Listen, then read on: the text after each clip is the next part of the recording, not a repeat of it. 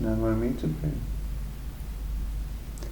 So a few of you were at the talk I did a few weeks ago called Buddhism Inside Out, where I talked about how the blossoming of faith leads us to act in kind ways and appropriate ways in the world.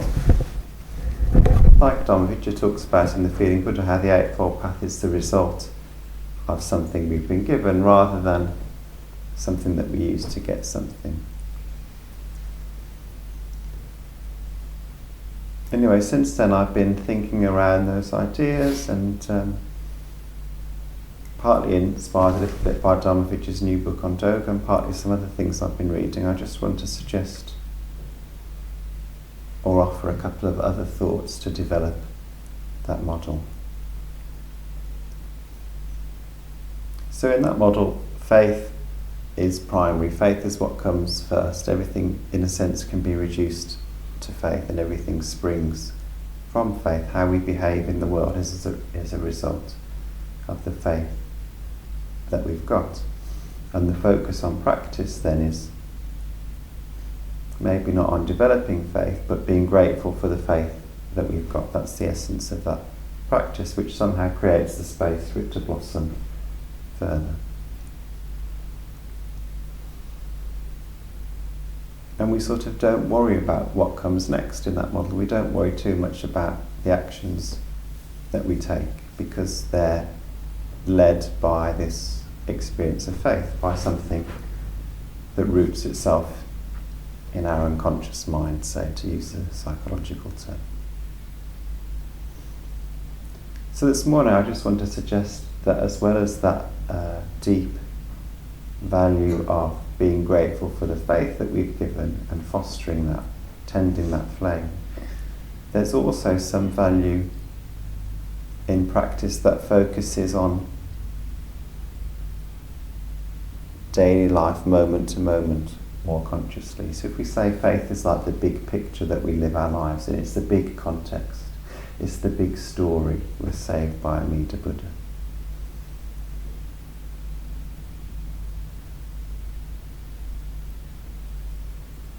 In the talk the other week, as I say, the suggestion was that just keeping that sense of being saved in mind naturally leads you forward. But now I want to say that actually there's also a value in bringing your mind to the present moment and being interested in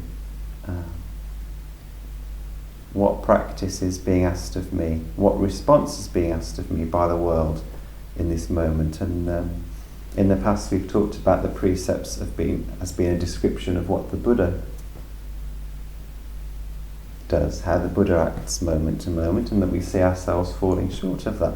And I know sometimes in the past I've had conversations with people and part of their practice has been to ask, well, what would the Buddha do in this moment? And that's an interesting question. Often what that leads us to is an experience of contrition because we can't do what the Buddha would do in that moment because we haven't got enough faith or wisdom or whatever. So what I encourage us to be interested in actually is what would the Buddha like me to do in this moment, which is a slightly different question because it allows for the fact that we're limited beings. So look at me, a Bombu being, with my limitations, with my learning edges that are opening up and being interested in new things, with this self that is changing and processing and growing sometimes and shrinking at others. What is being called of me in this moment?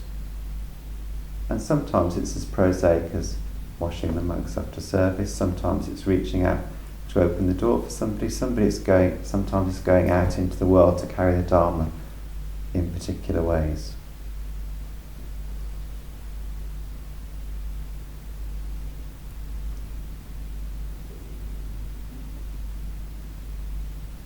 So this is a sort of an approach that includes our Bombu nature, but also includes the idea that we do have the capacity, we have some capacity for compassionate action, and to be interested in that and to foster that, to make space for it, to open up a little space in front of us that we can step into. Not the not that we push ourselves so far that we fall over, but just that we're interested in that interface between ourselves and the world, is as valuable as focusing on the big picture or on the unconscious process of fostering faith. So we have these two sides to the same coin: the faith side, which is the unconscious, the big picture, the being saved by a meter, and the practical side. What is it that I'm inspired to do, I'm asked to do in this moment? And each of them feeds the other. I'm suggesting today it isn't just a one-way process, that our faith feeds our action moment to moment, but that if we take care of that edge between ourselves and the world that is taking action moment to moment, that can also foster our faith. So the whole thing becomes a sort of positive feedback cycle that allows our faith to grow and over time allows us to become more compassionate, more flexible, more responsive in the world. Anyway, that's what I've been thinking about. No need to be.